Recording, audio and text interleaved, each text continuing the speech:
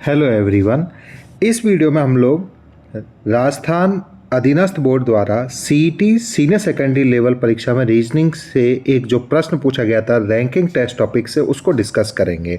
प्रश्न है, कुछ विद्यार्थी एक पंक्ति में एक ही दिशा में मुख करके खड़े हैं।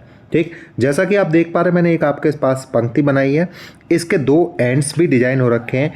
ये आपके लिए बायां सिरा हो जाएगा और ये आपके लिए दायां सिरा हो जाएगा। ठीक है, जब भी पंक्ति का मुख नहीं दे रखा हो किस दिशा में मुख है तो हम उसको उत्तर दिशा में मान लेते हैं।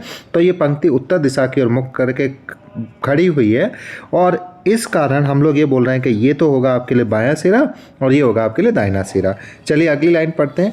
यदि जॉन का स्थान बाईं ओर से 32वां है, तो जॉन का स्थान बाईं ओर से कितना दे रखा है 32वां। तो मैंने लिखा ये जॉन का स्थान बाईं ओर से या लेफ्ट हैंड से 32वां है और दाईं ओर से 15वां है। तो दाईं ओर से कौन सा स्थान है 15वां, ये दाईं ओर से 15वां लिखा। ठीक है, तो पंक्ति में विद्यार्थियों की संख्या कितनी है, तो हमें ज्ञात करना है कि पंक्ति में कुल कितने विद्यार्थी बैठे हुए हैं। तो हमने जॉन का स्थान बाईं ओर से दाईं ओर से दोनों जगह से देख लिया। अब हमें कुल व्यक्तियों की या विद्यार्थियों की संख्या गिननी है। तो कैसे गिनेंगे समझिएगा। आपके पास जॉन अगर बाईं ओर से 32वें स्थान पर बैठा था, 32वें बैठा था, तो जॉन के बाईं ओर जो कुल व्यक्तियों की संख्या होगी वो आपके लिए कितनी होगी 31। ठीक है, और जॉन दाहिनी ओर से कौन से स्थान पे बैठा है 15वें स्थान पे, तो जॉन के जो दाईं ओर बैठे व्यक्तियों की संख्या होगी वो कितनी होगी 14। तो ये आपने लिखा 14। ठीक, अब हमें पंक्ति में कुल व्यक्तियों की संख्या गिननी है। तो हम लोग बाईं ओर से गिनना प्रारंभ करते हैं। जॉन के पहले जो पर्सन है वो कितने हैं 31। तो मैंने लिखा यहाँ पे 31 प्लस 1।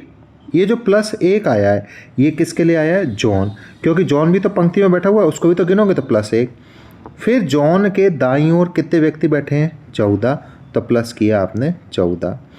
31 प्लस 1 प्लस 14 यदि हम लोग करते हैं तो हमारे पास 31 प्लस 1 32, 32 और 14 यदि मैं जोड़ता हूं तो मेरे पास टोटल व्यक्तियों की संख्या आएगी या कुल व्यक्तियों की संख्या आएगी 46। तो उत्तर क्या हो गया 46। और 46 मैं देख पा रहा हूं मेरे पास ऑप्शन नंबर सी में अवेलेबल है। तो ऑप्शन नंबर सी इस प्रश्न का सही उत्तर हुआ। तो ये तो मैंने प्रश्न का आपको एक वे से एक्सप्लेनेशन दिया कि आपको रो बनाना सिखाया और उस पंक्ति को बनाने के बाद आपने प्रश्न का उत्तर दिया।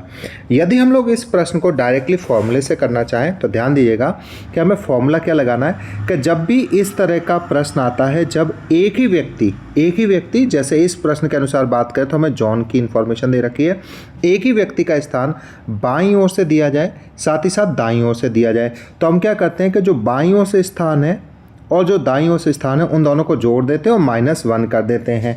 तो अगर हमें कुल व्यक्तियों की संख्या चाहिए, मैंने टी लिखा मतलब टोटल नंबर ऑफ पर्सन या कुल व्यक्तियों की संख्या, तो मैंने बोला व्यक्ति का बाईं ओर से स्थान तो आप लिखिए 32 प्लस व्यक्ति का दाईं ओर से स्थान तो आप लिखिए 15 और इन दोनों को जोड़ के कर दीजिए -1। तो 32 प्लस 15 करेंगे तो 47 आएगा और 47 माइनस 1 करते हैं तो आपके पास जो कुल व्यक्तियों की संख्या आएगी वह कुल व्यक्तियों की संख्या कितनी आएगी 46।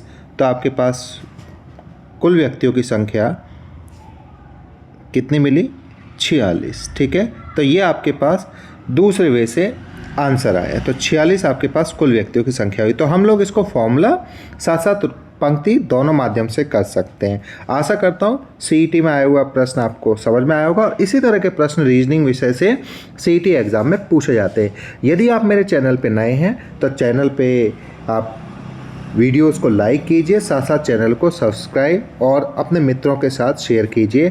Thank you.